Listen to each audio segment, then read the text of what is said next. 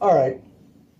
First of all, there's a principle in physics, probably the principle in physics, called the principle of least action. That every motion that's existing in the entire universe, whether it's a light wave, whether it's an atom, an electron, whether it's a planet, whether it's a star, everything will take the shortest, simplest path, the easiest, simplest. This is how Mother Nature designed it. Yeah. Principle of least action. Everything, and when time gets factored in, the shortest path between 2 points is not necessarily a straight line. When time is involved, it turns into a geodesic, which is the shortest space-time route, according to physicists. Anyway, so the whole universe is designed to take the lazy approach. As a matter of fact, in my musical that I referenced earlier, there's a song by Mother Nature. The musical. And she sings, "I'm one lazy mama." She explains that she's one. Everything in the universe goes by her vision of taking the easiest, laziest path. Welcome to the Habits to Goals podcast with Martin Grunberg. It's time to take control of your life. Are you ready to achieve goals faster and more consistently than ever before? You need the Habit Factor. You're listening to Habits to Goals, the podcast that helps you create the habits that lead to success. And here is Martin Grunberg.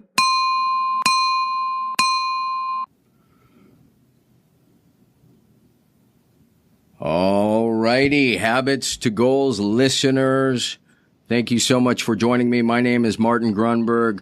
You have reached Habits to Goals, the podcast that helps you understand the importance of aligning your habits to put them at your back so you achieve your goals more easily. Today's guest, speaking of easily, and I've had to track this fine young man down, Fred Gratzon. Did I pronounce that correctly? You did? Sweet. So Fred Gratzon has written a book that is truly mind-blowing. It's paradigm shifting. And I know that sounds like hyperbole, so bear with me here, because if you're from the school of continuing to work harder and harder, which, don't get me wrong, there's an element that subscribes to that, but wait till you hear what Fred's got to say. He's authored a book entitled, and this is why actually on his website he says this is not a joke. The book is entitled The Lazy Way to Success. Fred, it is a tremendous honor and a privilege to welcome you to Habits to Goals. How you doing today, sir? I'm doing very well. Thank you for inviting me. Yeah, well, you sound good, and I'm sure you're a very busy man. In addition, and I could have said this in the open, but in addition to being a fantastic author, and by the way, it's beautifully written, Fred is, although I don't like the term serial entrepreneur, he is just that. I just think it's redundant. I mean, if you're an entrepreneur, you're an entrepreneur. He has had multiple successes in his past. So anyhow, Fred, the way we kick this off, sir, is with something called the GTR, which is the Good Things Report. Now, you can defer to me, or you can go ahead and kick it off. It's your call. So you just want me to tell you? Yeah, something. Exactly. Sorry, I thought so the idea is, you say something fantastic that happened today or yesterday. It could be business. It could be personal. It's just a great way to, like I said, break the ice and kick things off. Okay, well, there's a couple of things that I'm doing these days that are really inspiring me from day to day. This book that I wrote, The Lazy Way to Success, just give it a little background. Hang on, my wife just walked in. I'm on an interview. All right. I didn't chase my wife away. I forgot to tell her. That's all right. That's all right. She's the boss. That's the things that are happening in my life. I have this wonderful wife. Okay. There you go. And that's day to day. Okay. Although I should keep her more informed. Yeah. Okay. This book, The Lazy Way to Success, was written several years ago. I think I finished it in 2002. And it's been, I sold the language rights to 10 foreign publishers so far. Wow. And it's in its fourth printing in Germany, its second printing in Indonesia. And what's interesting about that, the subtitle of the book is How to Do Nothing and Accomplish Everything. I love it. And people say that's completely ridiculous, but I have to tell you that I did absolutely nothing to attract those 10 publishers. They all contacted me, and they gave me money. So I gave them the rights. And anyway, so that's, go ahead. What happened? I've gotten fan mail from all over the world. And two readers, independently of each other, suggested I turn it into a musical. Now, I have no background in writing plays, songs. In fact, I can't carry a tune if you welded handles to it. So I was intrigued by the idea. But because I have no real musical skill, I just kind of played with the idea, but always pushed it away. Well, a couple of years ago, I just said to myself, this is such a good idea, and I'm just going to try to do it. And I have to tell you, I didn't write the music, but the lyrics and the actual libretto, in musical theater, the actual story is called The Book. It just flowed right out of me, and I had such a good time writing it. But I had a hard time finding a composer, because any kind of composer would look at my background and realize, well, I have, this dude has no musical abilities, and he doesn't know what he's doing. But I finally found someone to add the music. He's this kid. I'm 72 years old, so we're definitely an odd couple. He's 29. He's Mexican. He lives in Mexico City. Extremely talented. And we connect over Skype, and he's been adding music to my lyrics. And I have to tell you, I'm having a glorious time. I've never had so much fun. I go to bed giddy just thinking about these silly lyrics. And, there's a serious theme through the musical, obviously, but presented in this lighthearted, just completely silly way. And obviously, nothing could be more unrealistic and more impractical than writing a musical. But I have to tell you, I've never had so much fun. So that's a day-to-day experience for me. That is a day-to-day, and it's if you can call it that, practicing what you're preaching. It shows you how things will flow. In some ways with just intentionality. And I think that's an amazing GTR. Mine cannot compare. It's simply that I managed to get in the water and surf between coming into the office here. And then, of course, it's always a GTR when I have guests like you. And I'm going to throw on one other thing. I did And I think this is just, Fred, what happens, at least to me, when I just turned 50, and I found myself slightly interested or more interested in my body fat count. So I came in at a 14.8%, which put me at around the 92nd percentile for a now 50-year-older. So I don't know if that's good or bad, but in my book, I'll take it at this point. So that's my GTR. Before we get into the book here, Fred, what I want to do is set the table and just back it up and maybe, we don't have to go super deep, but just kind of where you grew up, where you went to high school, what kind of student you were. I know some of these answers, where you went to college, how you found your way into some of your entrepreneurial activities. I think that would be a fantastic starting point. Okay. I was born in Philadelphia. I'm a Philly dog. All right. Well, you must have loved the Super Bowl. Are you kidding me? I am still glowing.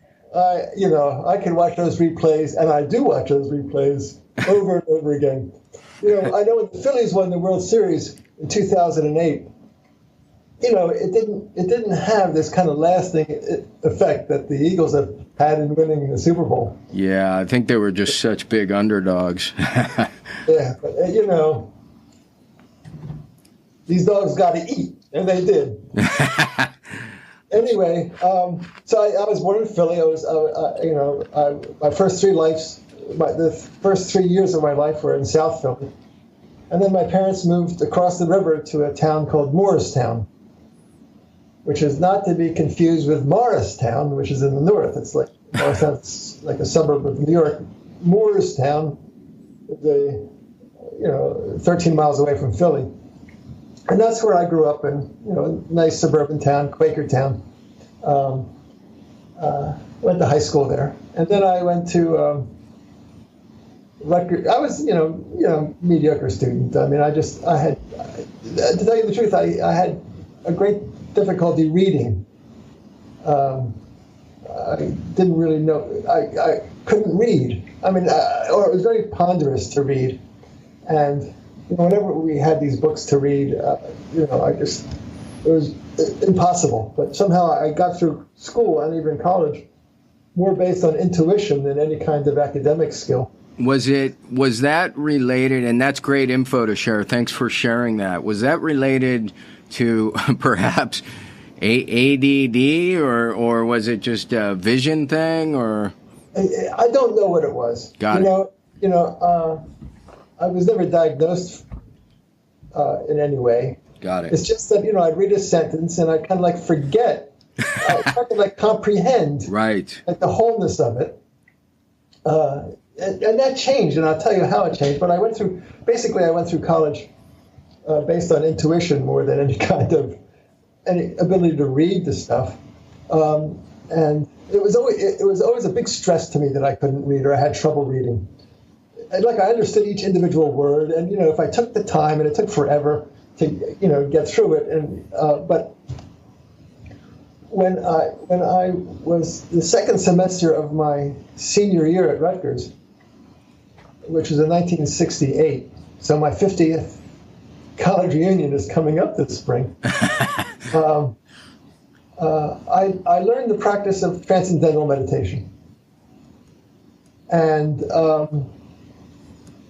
I really fell in love with it. I mean, I learned much too late to salvage a lackluster academic career, but it really helped me in many, many, many ways. And in one way, it really helped my reading. I just started to enjoy reading, and it just kind of released some stress or tension in my brain or something. Yeah, wow. It almost sounds like it was an attention deficit challenge, and then the meditation really helped that. Now, how did you come upon TM there, Transcendental Meditation? I mean, I recall the story. In college. What's in that? College, in college, I was a rock drummer.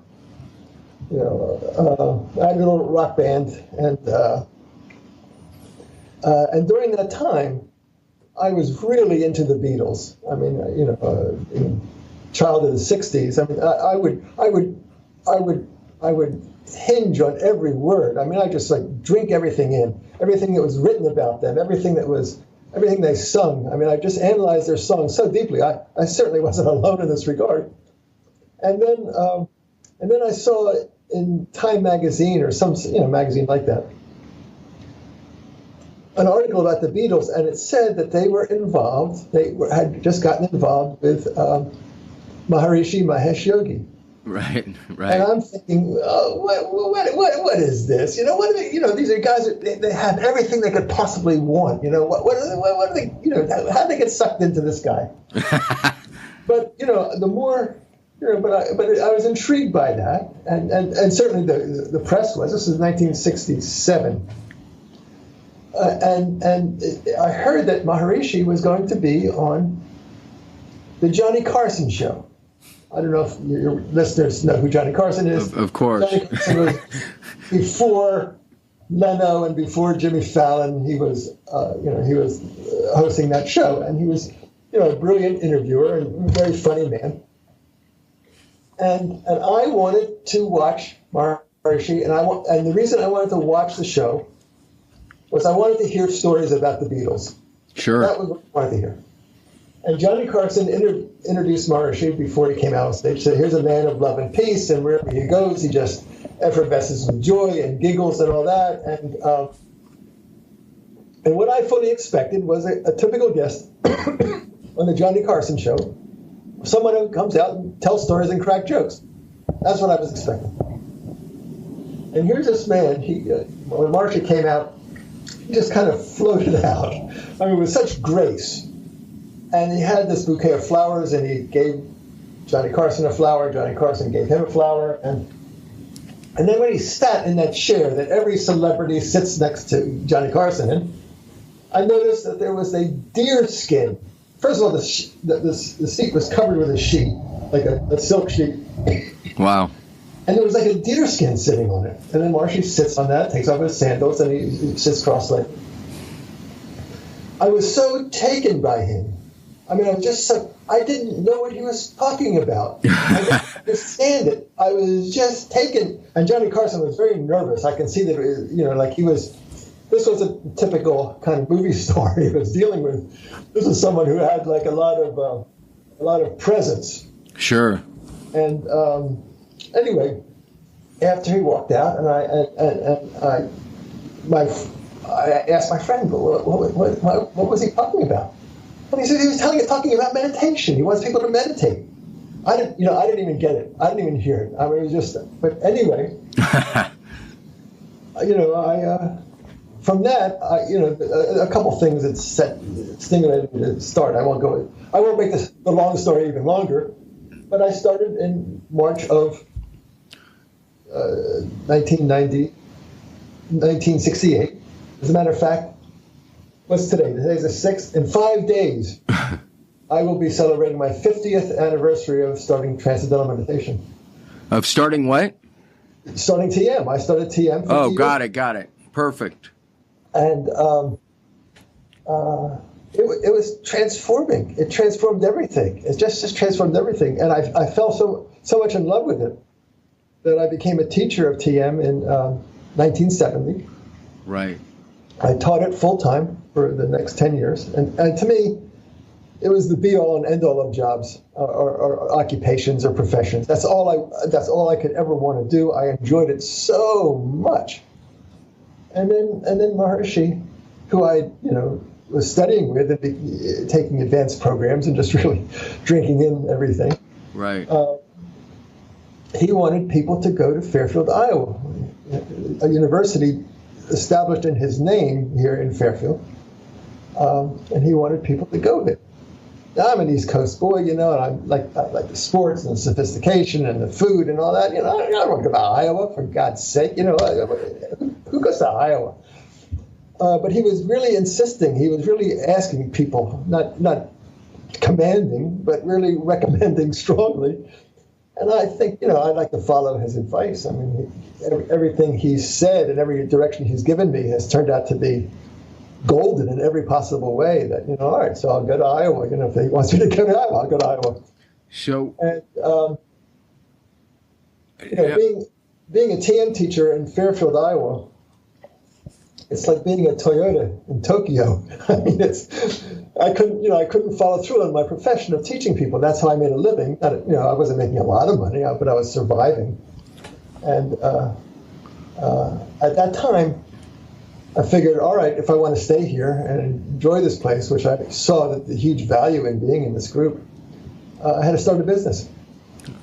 So that's how I started businesses. I don't know. You may want to ask me a question, or should I just keep on rambling? No. This is beautiful, and that's where I was just going to do a quick recap. So we're a mediocre student.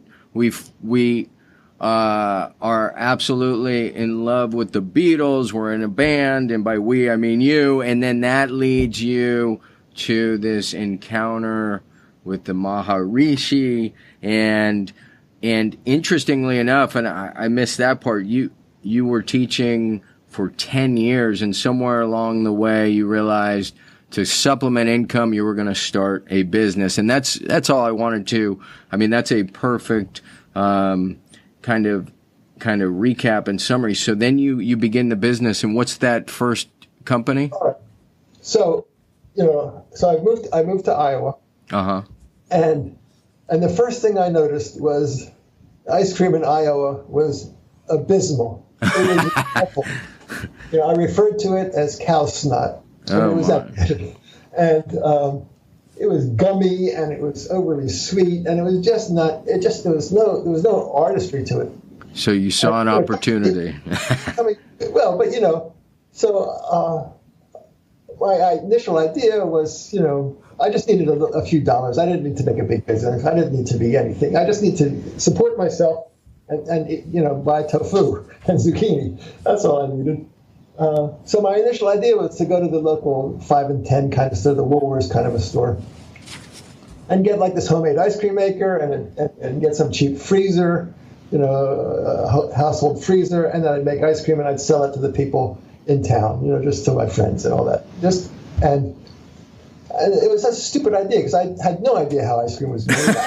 But you took action. I mean, it's really incredible. That was the initial idea. I didn't act on that idea. Anyway, in explaining to people that I was going to make ice cream, and one guy asked how was I going to do it, and I came up with it, told him I was going to do it this way. And so that's stupid. You can't make a commercially grade ice cream with a homemade ice cream freezer and a kitchen refrigerator.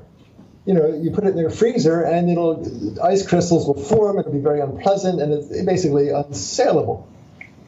Because when you have ice cream and it gets melty, and then you put it back in the freezer, it gets this. Everyone has experience. It gets very coarse and icy. Right. So, and he told me that he knew this guy in Texas that sold used ice cream making equipment. So he gave me the phone number. So I called this guy up. And he said, "Yeah, I have everything you need to have a little homemade ice cream parlor." I said, "This is great." I said, "How much would that cost?" He said, $7,000. Ooh. And I thought, if I had $7,000, right, I would need to start a business. And I thought the idea was dead at that point. I said, all right, I'll think of something else. But then I thought, all right. Here's the obstacle. I said, how do I get $7,000? Yeah, $7,000, by the way, is a ton of money back then, especially, right? 1979. It was a lot for me. And I thought, well, I'll just get investors. So my offering memorandum was a handwritten, half of a legal page. It was handwritten. If you give me this much money, you'll own this much of the business. And you'll also be entitled to a lifetime supply of ice cream. That was my offering memorandum. And I first approached a very established, venerable, old-fashioned, conservative financial institution to invest in my ice cream company. In other words, I asked my mother. And my mother said, my mother's probably just like your mother. She said, "Oh, my son, my glorious son, whatever you do is great. Of course I'll invest in your ice cream business." So she agreed to give me $2,000. Wow. I'm thinking, who's next? Well, Dad, of course. Immediately called up my father. Yeah. And my father, probably exactly like your father, said, "What are you, some kind of a nut? You've already suckered your mother for $2,000. We're done here, Jack. We're done." Anyway, so then I worked my friends, and it took about 2-3 weeks, and I was able to raise $7,500. That is unbelievable. and another loan for $2,500. So I had $10,000. Incredible. So you ran up against an obstacle, and then you just got creative. You got resourceful. Yeah. And then what was that ice cream company called? Well, it was called the Great Midwestern Ice Cream Company. Fantastic. And then did you end up selling that? Well, we'll get there. Okay. I don't know how much detail you want, but this. My first act as chief executive officer of the Great Midwestern Ice Cream Company was to send this man in Texas a check for $7,000. Did I know this man in Texas? No. Did I have any idea what I was buying? No. I didn't know what it looked like. I didn't know how to operate it. I didn't know how to hook it up. I knew nothing. Oh, no. I sent this man a check for $7,000. Oh, no. And 2 weeks later, this moving van arrived. It was like filled to the brim with shiny stainless steel stuff, all these mixers and pipes and boxes and freezers and things, so many things. Anyway, it took about 2 weeks to hook it up and about 1 billion phone calls to this guy in Texas about how to run it. And, it was complicated because it didn't you just got to plug it into the wall. Right. Special electricity, 3-phase electricity. I didn't even know what that was. I had to learn what that was. Anyway. So in November 8th, 1979, I made my first ice cream. And it was fantastic. It was by far, without question, the best ice cream in the whole world. I had never tasted anything close to it, but Haagen-Dazs, Benedict, nothing compared to this. It was so good. That's the good news. Yeah. The bad news is I'm starting an ice cream business at the beginning of an Iowa winter. And I proceeded to lose my shirt. I mean, I'm surviving on ice cream and maraschino cherries. I got no customers. I've got no, it's awful. And for the 2 months and we got snow up to our eyebrows. I mean, it was like crazy. And the only thing I could think of during that period was expand. I've got to expand. Oh, really? So I figured, all right, where am I going to expand to? I'm going to expand to Iowa City. Now, Fairfield is 60 miles south of Iowa City. Iowa City is a big university town. University of Iowa is there. I had never been there before. But I figured I'm going to go to a bank in Iowa City and borrow the money that I need to build a store in Iowa City.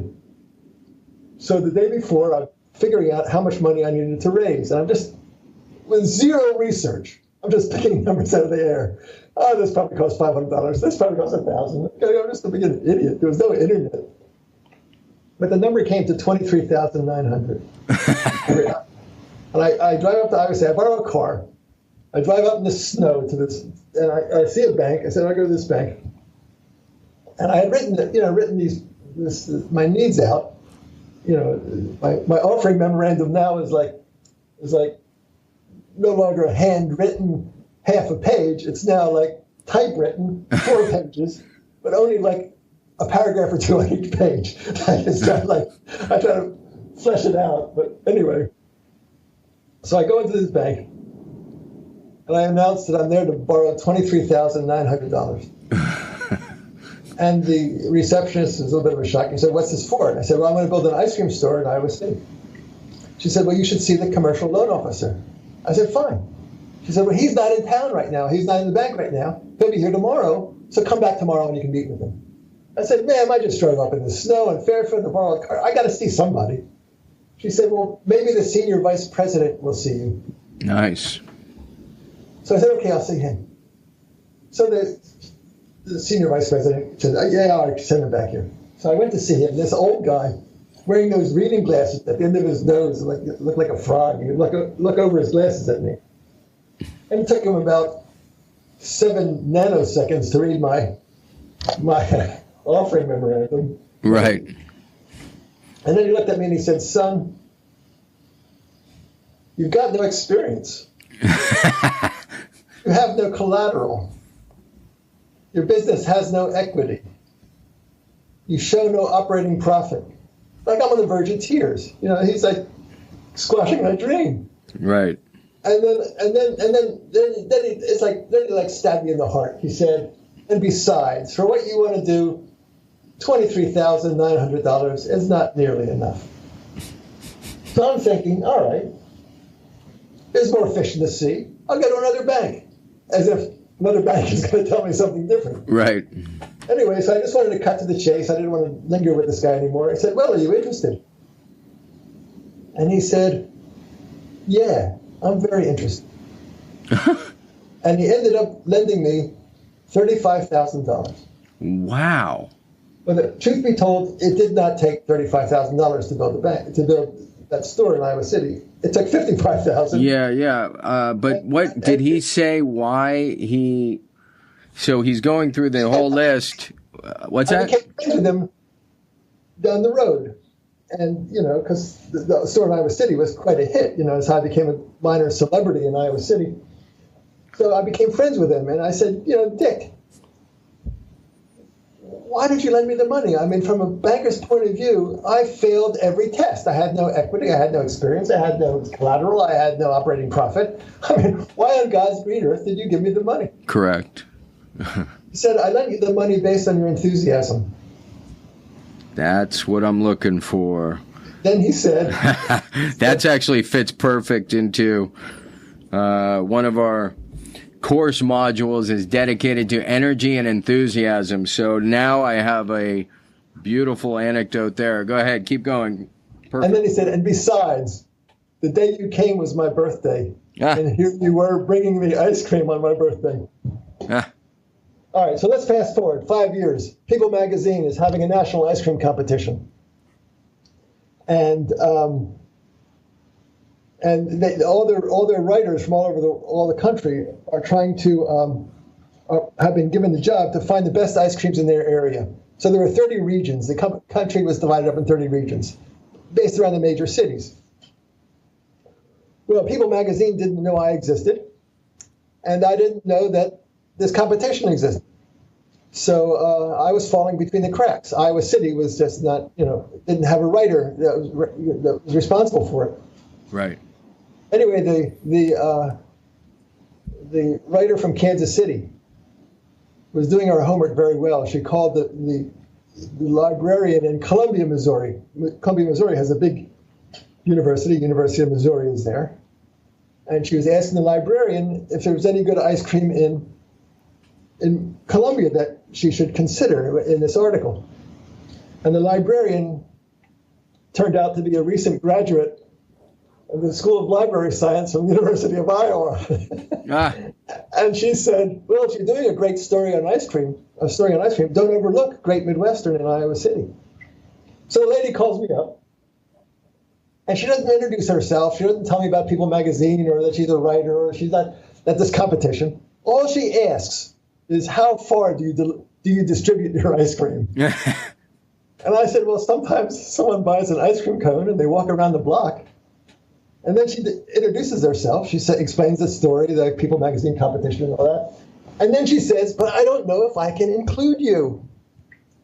And I said, if you're having a competition to find the best ice cream in America and you don't include us, you'll only find the second best ice cream. Anyway, so she said, all right, I asked my editor if Iowa can be a part of my region. The editor says, yes, let him send it. So we packed it off to Kansas City. And needless to say, we won hands down in Kansas City. And then a sample of our ice cream was then sent to the Time Life building, where all, the winners from all the regions were sent to Time Life. And they put together a very sophisticated panel, not only the movie stars and the famous athletes, but also people that were legitimate, food critics. And we came in first place in New York, so we ended up being declared by People magazine the best ice cream in America. That is phenomenal. Now, anyway, Go ahead. Anyway, Nancy Reagan ended up tasting the ice cream, insisted it be served at White House functions, and here I'm married like 2-3 months, where we get an invitation to the White House. Oh. Or let me back up. The ice cream got an invitation to the White House, and my wife and I were told we could tag along. That is unbelievable. And the event was the president's annual picnic for all the members of Congress and their families. So I got all my friends in D.C. to scoop the ice cream out, and I worked the crowd. I got to meet the president.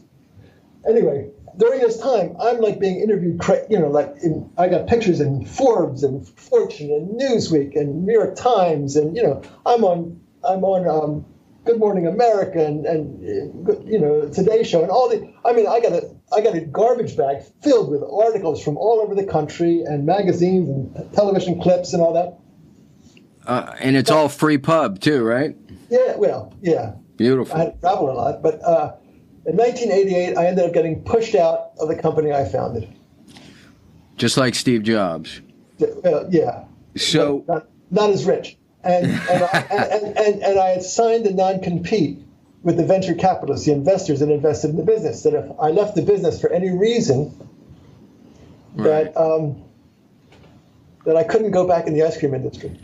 Well, that's okay. Then you went on and founded a telecom company, and that grew to be 100 times larger than the ice cream company at its largest point. In fact, after starting a telecom company with no knowledge of telecommunications.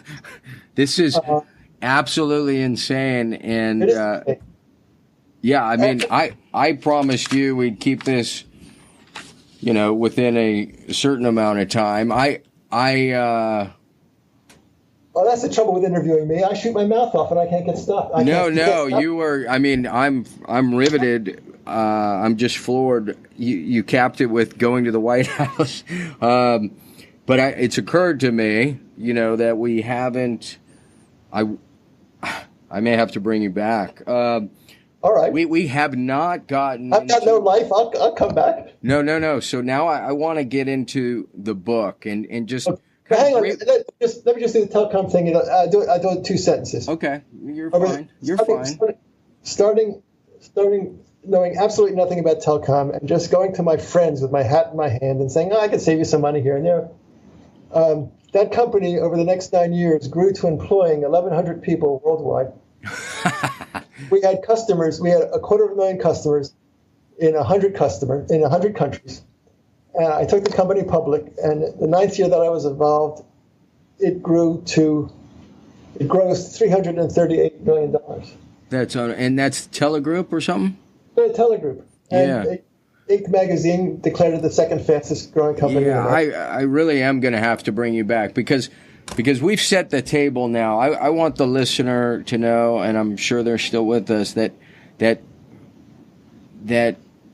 Fred just doesn't write lightly about the lazy way to success and not have any success behind him. He has mountains and mountains of success behind him, and so that leads me to the kind of the founding principle.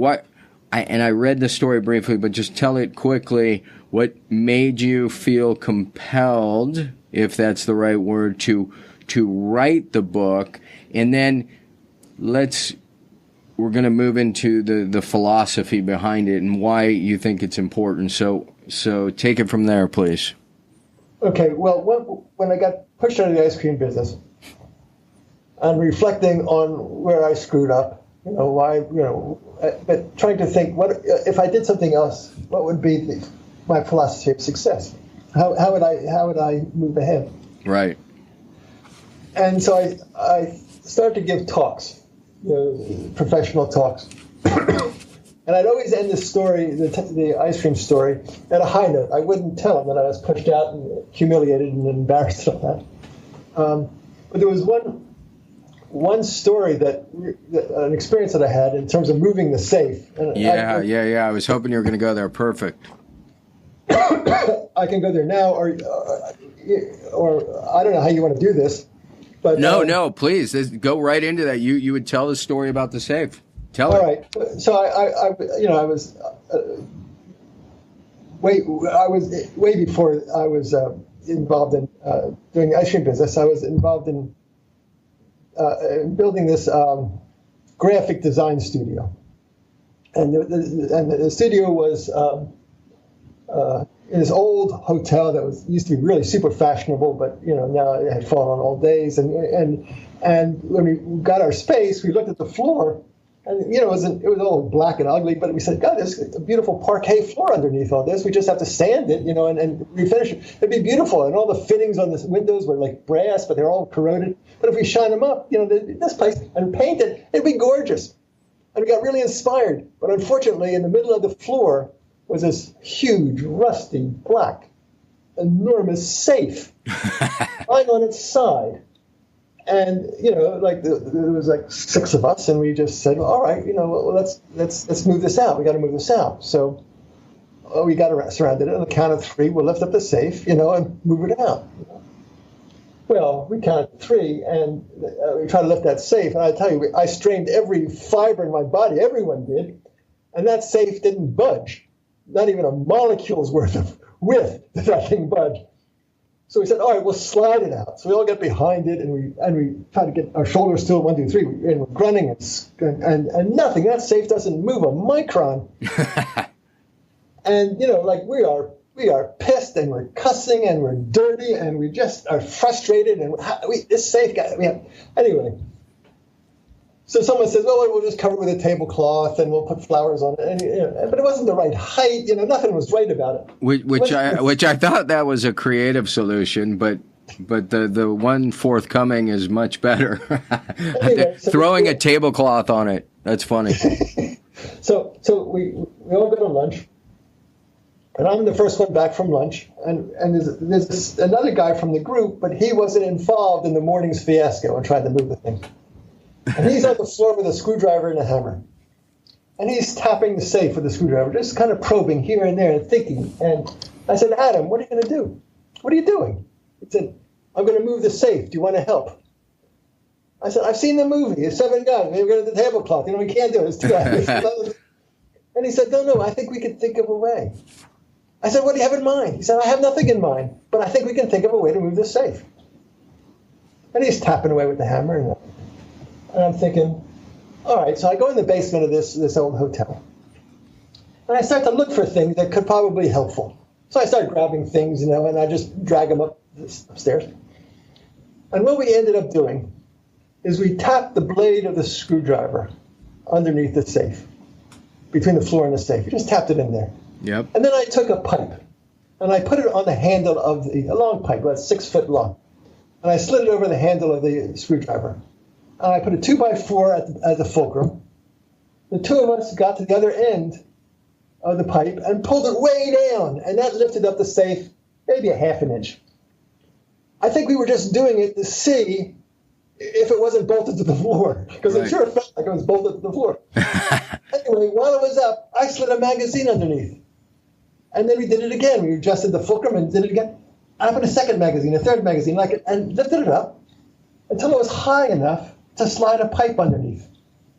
We went to the other end, we jacked up the other end, slid some more pipes underneath, and the 2 of us, like we were 2 old ladies, pushing a baby carriage on a Sunday afternoon through the park. We just, I'm going to use a word because it was true, we effortlessly slid that safe out of the room. When one pipe would fall out the back end, I'd lift it up, and I'd saunter up to the front and put it up to the front of the safe. And it just rolled right off. Now, we did not avoid the work, or we did not avoid the task. We just avoided the work. Yeah. We accomplished effortlessly, 2 guys accomplished effortlessly, what 7 guys, 6 guys, whatever it was, working hard could not accomplish. And in that formula, I saw that success is inversely proportional to work. The harder you work, the less success you will have.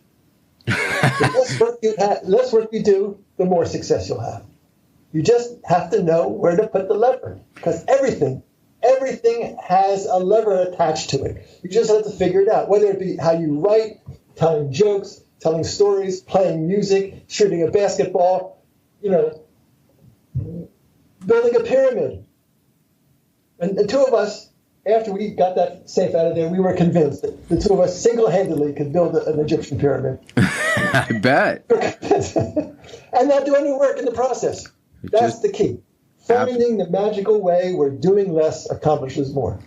Absolutely. Finding a magical way where doing less accomplishes more. And that's why I wrote that book. And it's a funny book, but it's, my Latin teacher, when he read it, said it has gravitas. Right.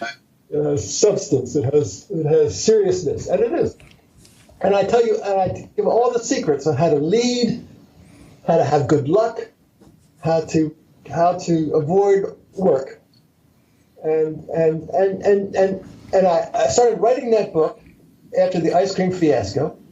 I had written, maybe a half, 75% as a rough draft. And then Telegroup somehow started, and I was applying the principles that I learned in that book, or I learned that I thought of in that book. I applied to Telegroup, and I never required anyone to work. I never required anyone to stay late, to burn them in. None of that. I just wanted people to have fun and enjoy, and my job was to be the cheerleader and to make sure that they were safe. Just wanted to make my employees happy. The environment should be happy. They should be living everything should be healthy and happy and joyful and be well paid at the same time. And that's what happened. And the thing grew like a weed. I couldn't believe you wouldn't believe how fast we were growing and and the problems that come with fast growth, like running out of space, having to beg people to move out of their offices, pay people to move out of their offices so we can take them over. Just furnishing new employees, getting them computers, getting them trained, and then we blow out databases, have to replay. So, what? So, Fred, that is, first of all, it's all absolutely amazing.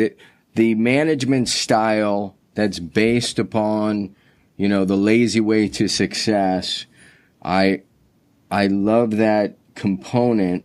And I think I want to circle back to that. What I'd love is, I think at a certain point, and I could be totally wrong, I'm speculating that the safe story, the one about leverage, led you, as you were writing perhaps, to get more and more into studying maybe what the great thinkers thought about these ideas, what philosophers had thought, some physicists.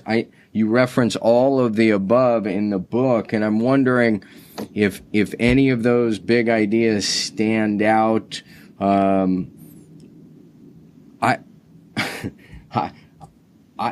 have the book marked up, and I have it open to a couple chapters, but I'm thinking I'd love to hear it in your own words. These ideas about becoming, what leverage looks like when it's more simple and more subtle, and how physics gets into these subtle layers.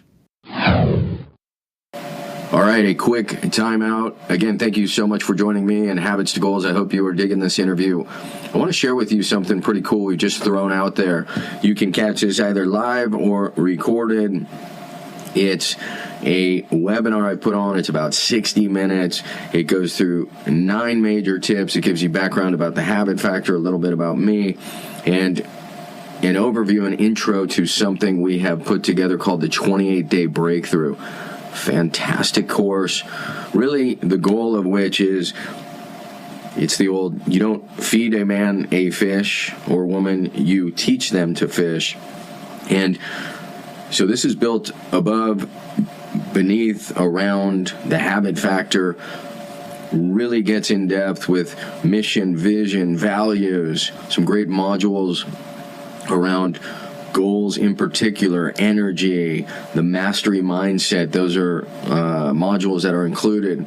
Anyways, check it out. All you have to do is go to thehabitfactor.com/28. That's the number 28 day, D-A-Y, webinar. That's thehabitfactor.com/28-day webinar. You can get the info, sign up, and hopefully we'll see you on the inside. And with that, let's get back to this fantastic interview. Cheers. All right. First of all, there's a principle in physics, probably the principle in physics, called the principle of least action. That every motion that's existing in the entire universe, whether it's a light wave, whether it's an atom, an electron, whether it's a planet, whether it's a star.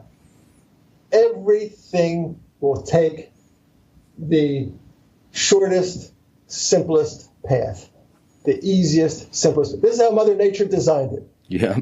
Principle of least action. Everything, and when time gets factored in, the shortest path between 2 points is not necessarily a straight line. It's, when time is involved, it turns into a geodesic, which is the shortest space-time route, according to physicists.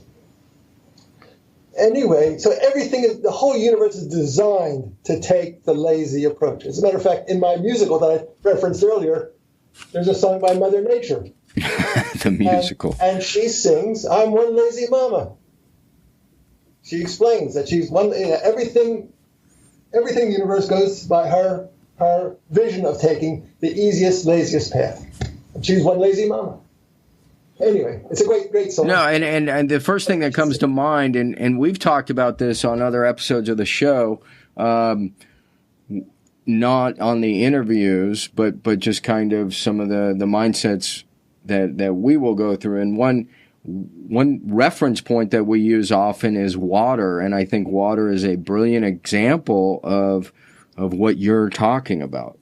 Yes. You put water anywhere, and it will either conform or it finds the easiest path. That's what it does, right? Fine. Yes. Now, it turns out that in physics, in nature, the subtler one goes, the more power is there. Right. Subtle is more powerful. Subtler is even more powerful still. The subtler, the more powerful. And you can think in terms of, a negative example would be, understanding destructive power. Right. Like a hammer on the surface, you can hit something and create a dent here and there. A stick of dynamite weighs the same as a hammer, but because it's working on a more subtle level, on a chemical level, a molecular level, there's greater power involved. An atom bomb, because it's working on an even subtler level still, has even greater power. Yep. Hydrogen bomb even more. So the subtler we go in nature, the more power. Now, the reality is when one is a writer, when one understands nuances of words, the subtle power of words, the writing is stronger, more influential, more beautiful. Everything, like a musician, when he just moves his finger very slightly, just creates that little wiggle or something, it just creates something even more beautiful. But it's because it's more subtle. Anyway. Well, no, I love that. Let me throw something out. You just reminded me. There's the great saying, Fred, that it's the silence between the notes that makes the music, and you can't get any more subtle than silence. So yes. Music doesn't exist without silence. Anyhow, yes. Go on. Well done. So from the point of view of meditation, transcendental meditation, which we talked about earlier. Sure. What is happening is that there's the technique which is completely easy, effortless. There's no effort, there's no working, there's no concentration, there's no control. There's an effortless process going on. It's like diving. You just create this correct angle, and gravity pulls you through the water. It's not like you don't have to work to dive. You just establish the correct angle, and and you dive. But the same thing, you establish the correct angle in meditation, and that you learn how to do this. It has to be taught. It's not something you can learn out of a book. Transcendental meditation cannot be learned out of a book. And by practicing it, you start to experience subtler levels of your thinking process. You experience a thought at subtler, more refined, more delicate levels. And as the mind is settling down, the body starts to experience a very deep, profound rest, much deeper than any kind of sleep. It's been measured to be much deeper than sleep, because as the activity of the mind becomes less, the body's activity becomes less. And then one experiences the most subtle impulses of thought. It's from practically silent mind, just these little teeny impulses, and then you transcend that and experience the basis of thought, one's own consciousness in its purity. You're not conscious of anything. It's like you're just consciousness becomes conscious of itself. And that experience has such a profound positive impact on how you, when you come out of meditation, on your thinking, on your creativity, so you're harnessing the subtle power of the mind, and you're enlivening those values, and then you bring it out into activity. So you approach your life more creative, more intelligent, more rested, more energetic, and anyway. So that's that. I think that inspired me to finish the book, because once my days at Telegroup were over, someone was asking me if I had to work hard, and I said, no, I don't believe in work. It's against my religion. And he said, well, how do you be successful? And I said, well, and I gave the story of the safe to this guy, and he said, wow, where did that come from? And I said, well, a long time ago, I was writing this book and on a lazy way, and I just forgot the whole thing, Right. He said, I want to read what you've written. And I said, no, I wrote it it was 15 years ago, and however long. I'd be too embarrassed, I'm a different person now. The book will make me cringe if I read it. He said, no, I insist that I read this book. I said, all right, I'll give it to you, but you have to know I was a different person. I was an unevolved schlump back then when I wrote this book. So you can't. It's not me. So I gave him the book. I printed it out. I didn't even read it myself. I just printed it out and you gave it to him. Because during the, as you know, as the business evolves, you keep getting new computers and new computers and new computers. So I take the file that I wrote, back in the 90s or something like that, early 90s, and I keep transferring it to the new computer, but never really opened it up. It was just that file just kept transferred from hard drive to hard drive. Anyway, so I printed it out, sent it to him. The next day, I hear there's a shrieking on the answering machine. This is great! You have to finish this book. It's great. Yeah. Really? So I started to read it. I said, hey, that's pretty funny. So that's what prompted me to finish it. Anyway. Yeah. No, it is.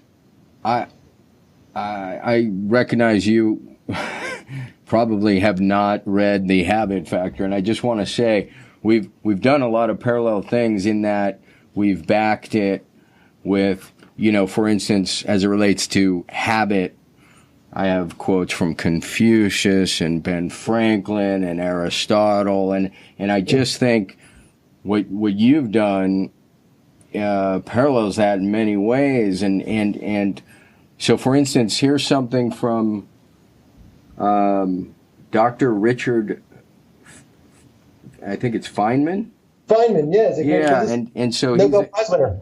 That's right. Nobel Prize winning physicist. And I just want to share this with the listener. In physics, when you discover new things, it's really simpler. We have these integrations where everything is simpler than before.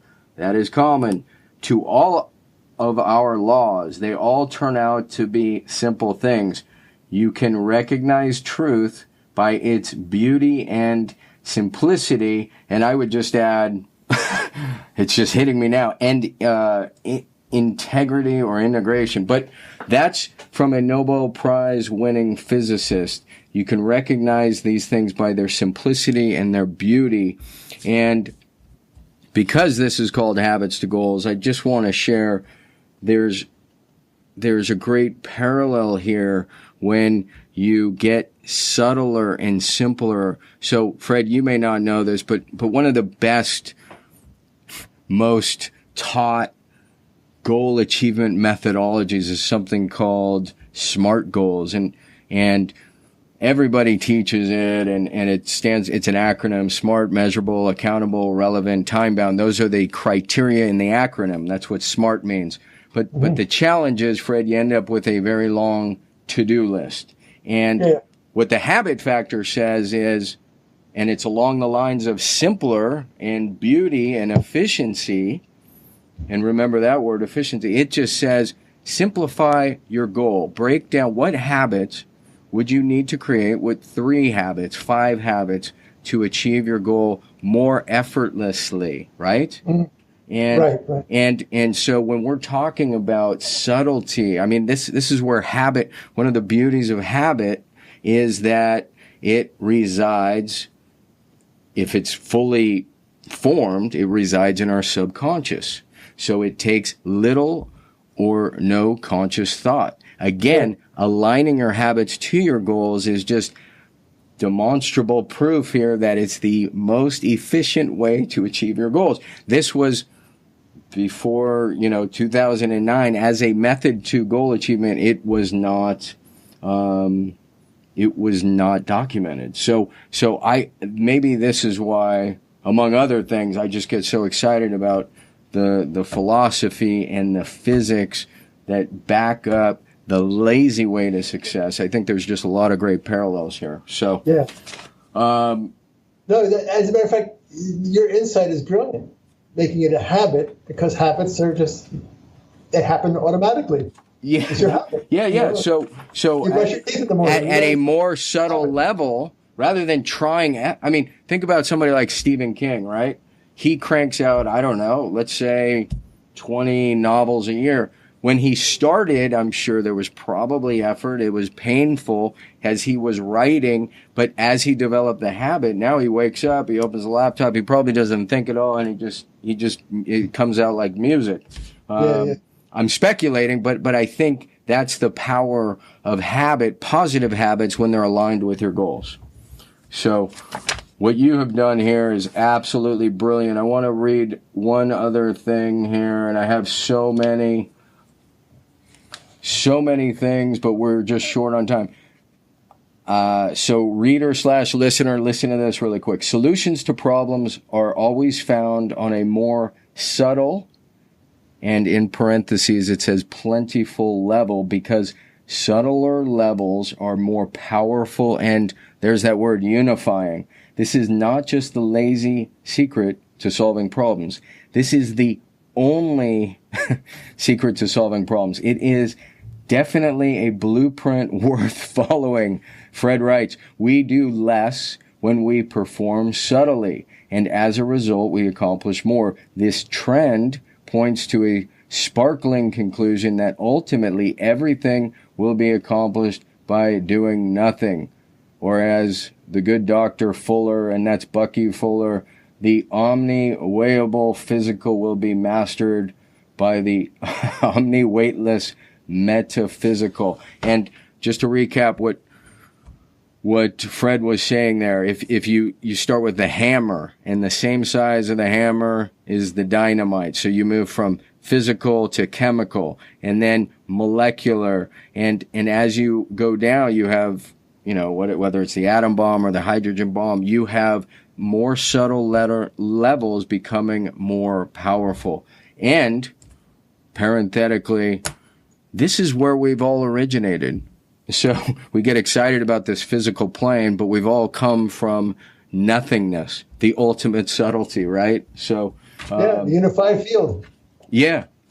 So there's great oneness. All right, Fred. So I think we've hammered that home. Your story's unbelievable. I could talk to you for, I feel like, days. I am so grateful you've taken the time. I want to touch on some questions I just ask routinely of my interviews, and I'll start with this one. If you were to talk to your younger 67, 68 self, what advice would you give you, knowing what you know now? Jeez.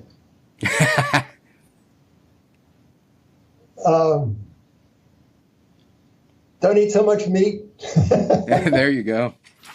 I made some, from 68 on, I made some wise choices. So yes. I would listen to Maharishi more closely. Got it. Follow what he has to say more completely. That would be my advice. Good advice. So this may be a tricky question, but because we're on the human experience in the human element, my guess is, just like everybody else, you experience tough days. I think I know the answer to this, but how do you, quote unquote, battle through tough days? There's one's outer life and there's an inner life. If the inner life is established in silence and peacefulness, whatever is happening in the outer, the waves are rocky or smooth, if you're solid, if your core is well anchored, then there's no tough days. There's no, it gets tough when my wife hollers at me, but then I just know that it'll pass and I'll be happy again. That's all. I just go inside. No, that's beautiful. It's tough. I go inside and get marinated in that bliss, and then I come out and I enjoy. That's all. I love it. We did a happiness webinar not too long ago, and one of the key points is exactly what you're talking about. It's the idea that if you were to look at your wellness as a mile deep, lake, then at the surface where it's windy, it could be an angry lake, right? But if you go deep down to the core, hopefully it's still and it's calm. And I think that's the distinction, just one man's opinion, between contentment and happiness. And I think, for another time, but contentment is made up of other things. So in any event, I love that. I love the inner and the outer, and it matches what we've talked about. How, and I think I may know the answer to this, how do you, Fred, define success? How do I define it? Success? Well, success is a process. It's not a goal. Success is doing what you love, enjoying it. Because because there is no goal. If you put money as a goal, you're chasing an illusion. Because let's face it, all money is just some psychological trick that the government is. We all kind of agree that money has value, but it has no value. It's only because we agree that it has value that gives it value. You just if you're happy and fulfilled and creative and with your activity, then that's a success. That's success. It's a process. Success is a process. It's not a goal. That's beautiful. Well said, sir. Because think of Bill Gates or something like that. They have more money than God. Why do they keep wanting to make more? And how much money more do you need? Just do something smart with it now. And you hit it on the head. I mean, in fact, he can't, and he's literally trying to give it away fast enough, and it's because it's not the money, it's the significance and the meaning and the purpose that he can get with it. At least that's my take. So it turns out giving is so much more fun and so much more fulfilling than getting. Right. So once you get it, then you give it, and then you'll enjoy it more. Because face it, how many pairs of cashmere socks do you need? How many? Well, it doesn't matter. In my house, no matter how many I buy, my wife steals them all. So okay. So apparently, I need a lot. How about 2 or 3 of your best positive habits? Well, I practice TM twice a day, so that's a great habit. That is a great habit. You'd be surprised how many times that is mentioned as a top habit. So it's between, if there's a choice between eating or meditating, I'll meditate. It's so important to me that I just hang my day on that structure. Twice a day I meditate, and everything else is, I make time for it. Do you mind, is it a set time? I'm kind of curious. Breakfast, I do it before dinner. Got it. Yeah. Got it. Well, thank you for sharing that. And another one perhaps, or? A habit. I preserve my freedom. I like to be spontaneous. I like to be, I don't like things planned out for me, or I don't like to be bossed. I'm completely anti-authoritarian. So I love that about you. I'm vigilant about. My sense is freedom is a very high value. Yes, for me it is. That's amazing. So how about 2 or 3? We're kind of rounding third here. 2 or 3 of your favorite transformative books that you could share with the listener. Oh, jeez.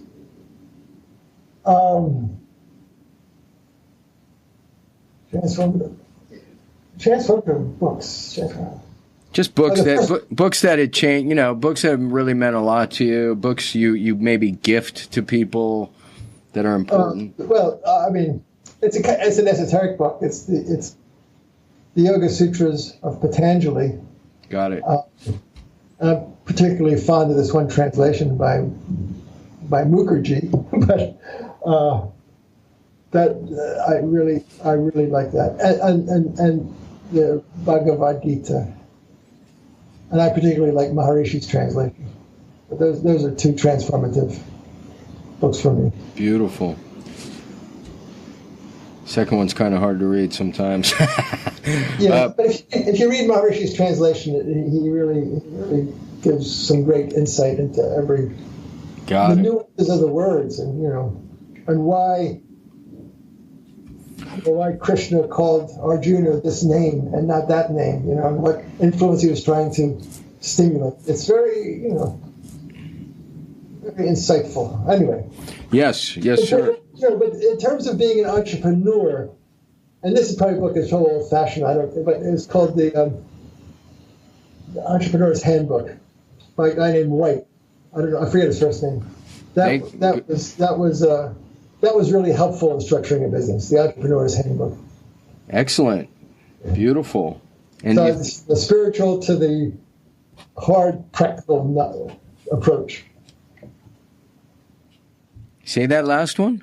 Well, it's the Entrepreneur's Handbook is like really a practical guide. Oh, got it. Yeah. No, that's good. So how about an app, a tech tool, a gadget, a website, something that helps you fill your day, or something you can't do without? Oh, like I'm 72, and I read sports blogs.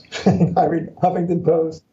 I'm not a real internet surfer. But if people want to come to my site, I haven't updated it in years, but it's lazyway.net. Yeah, no, that's perfect. Yeah, lazyway.net. We make sure we plug that, reiterate that at the end of the show too. I wrote another book on sports. You must be a mind reader, because that's where I was gonna go. Keep going. Beautiful. I wrote a book on sports which was based on a philosophy that my dear friend Stephen Yellen devised. It's called The Mentally Quiet Athlete. And I thought this book would just take sports by storm. I thought this, it's a completely paradigm shifting book on how to approach a sport. But, it never got off the ground, but it still exists. So if you go to mentallyquiet.com, you could get it, or it's on Amazon too. So, just clarification, your dear friend Steve Young, as in Young? Steve Yellin, Yellin. Oh. He was... Okay. He won the Florida State Tennis Championship as a high school kid, the same year that Chrissy Everett won the girls' side. For a second I thought you said Steve Young. I'm like, whoa. No, this is Steve Yellin. That's fantastic, though. And when he was the number 1 tennis player at University of Pennsylvania, so, and he ended up beating McEnroe. I think when McEnroe was a little younger. But Stephen had a zone experience, and he wondered for years how to replicate that. And he's come up with a formula Oh God, I got to read that because my second book is called The Pressure Paradox, and I have an entire section or chapter devoted to the zone as well. So I got to find that book. But keep going. The mentally quiet athlete. Yep. And I took Stephen's philosophy and I turned it into a story, so people can read a story, but the philosophy comes through. I started golf late in life. I started when I was 56, and I was terrible. I mean, you hit one good shot in 9 holes or 18 holes, but that's enough. That bliss of that great shot it keeps you coming back for more. Yep. But I had a 36 handicap, which was still generous but that's the highest you can get. They cut you off at 36, but I deserved higher than 36. Right. And then, Stephen, I was taking tennis lessons and all this kind of stuff. And Stephen told me his philosophy when I first met him. And he gave me a tennis lesson. But I would take tennis lessons from other people, and the instructor would have me running back and forth, and it was very mechanical. Do this with your hand, and you shift your weight like this, and all this kind of stuff, and all these kind of techniques of the mechanics of the backhand and the forehand and whatnot, the mechanics of the serve. Stephen does not teach mechanics, zero technique. He teaches you how to think. And he just taught me, he said, I just want you to do this process. He basically told me, I want you to count. 1, 2, 3. The only thing you have to worry about is there is space between the 1 and the 2, and the 2 and the 3. That's all you have to worry about. As soon as I hit the ball, you start counting, which I did. And I got to tell you, my stroke, I didn't think about mechanics, I didn't think about footwork, anything. Everything just fell into place.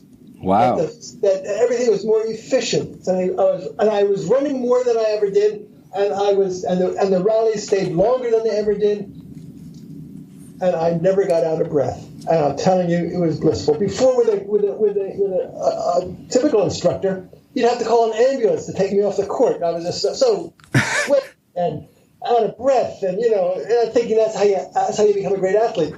And I'm telling you, it's not. You have if you think properly, and that was just a rudimentary exercise that he gave me. He said the important thing is that there be a gap between the 1 and the 2 and the 2 and the 3. And I tell you, I never got more than 3, count to 3. And I was hitting the ball back efficiently, with pace, with placement, and not thinking about it. I wasn't thinking about it. And Stephen has told me, he said, the perfect tennis stroke already resides in your brain, in your muscle memory, which is called where muscle memory stored is called the basal ganglia. He said your best golf stroke is there. Your best tennis stroke. It already resides there. And that's where habit resides too. That's where habit resides. And you just have to let it happen. Don't interfere with it. And he teaches a way, an effortless way, on how not to interfere with the flow of muscle memory to the body. Because once the front of the brain gets involved, the prefrontal cortex, the part of the brain that thinks and decides and discriminates and has goals and I got to hit it over the lake, I got to get it on the green, I got to get it. I have to hit it to that side of the court. As soon as the prefrontal cortex gets involved, it's a mess. It makes a mess. It slows down the flow of information from the basal ganglia to the body. And not only that, what also shuts down is the back of the brain, the cerebellum. And this is where the genius of athletes, this is where athletic genius resides. Because in the cerebellum, that's responsible for subtle motion, the fast twitch muscles. Yep. And as soon as, when you're throwing a curveball or something like that, there's a rhythm and your wrist has to snap in a subtle way just perfectly to make the ball curve. Absolutely. So you get the brain involved, the cerebellum shuts down, and what do? You hang a curveball, and the next thing you know, it's in the center field stands. Yeah. So how's your golf game these days? Within 2 weeks, 2-3 weeks of practicing Stephen's technique, it went from a 36 to an 18 handicap. Unbelievable. Yeah, it's unbelievable. It just shaved us, because I was. But the point is, he does not teach technique, mechanics. We're in a golf swing. A golf pro, that he has dissected the golf swing into a billion parts. Your wrist should be like that. Your knee there. Your belly button should be like this. Make sure your head is down. Your shoulders should swing like this. You breathe. There's so many. The golf swing is so dissected that the wholeness of it is. Oh yeah, you can overthink it into oblivion. Before I forget, your buddy Steve Yellin. Llin. Yeah. I want. I don't know if you're talking to him these days. So in the pressure paradox, I have about a chapter and an encounter with Rod Laver, if you know who that is. And so, of course I do. The guy with a huge forearm. Yeah.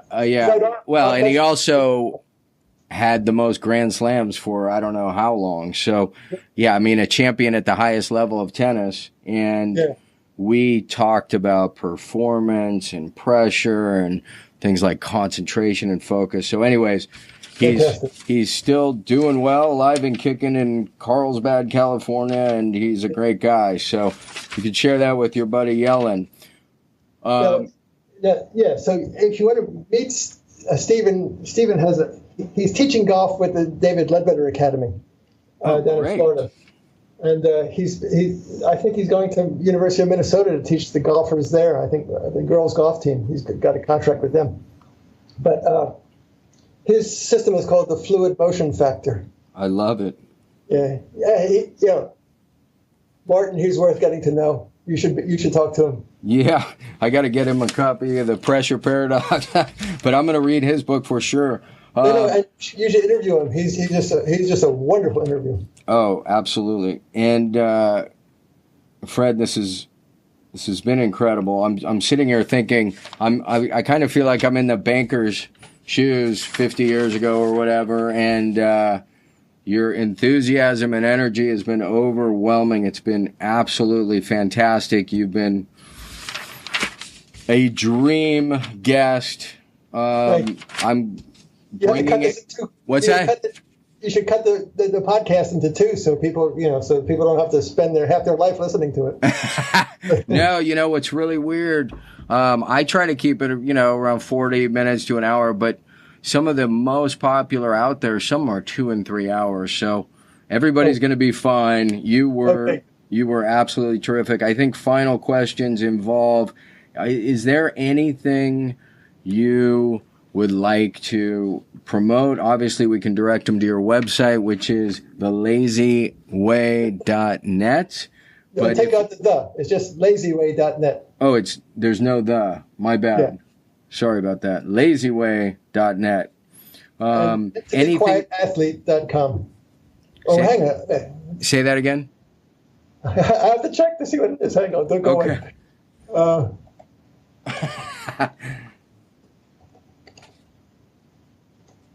I still blew it. I think it's mentallyquiet.com. Perfect. We all have the ability to Google. Is there anything else you'd like to promote, share, a new book in the works, anything? No new book yet. The thing people should learn, people look into tm.org. tm.org. Absolutely. That I would, above anything, don't buy my book. Go to tm.org. That's the main thing. That's fantastic. Or do both. There you go. Both is often the answer. All right, sir. Well, thank you so much. Again, I could do this probably for days. We barely scratched the surface, and you have been a terrific interview and guest, and I feel blessed and honored to have spent some time with you. So thank you very much. It's my pleasure. As you can see, I shoot my mouth off and can't get stopped. No, it's good. That's what's gotten you so far. All right, sir. Well, we will see you. Say goodbye to the listener. Listeners, goodbye. It was a pleasure. One of these days, I'd love to meet you all. Yeah, maybe we can do an event, bring you in. All right, Fred.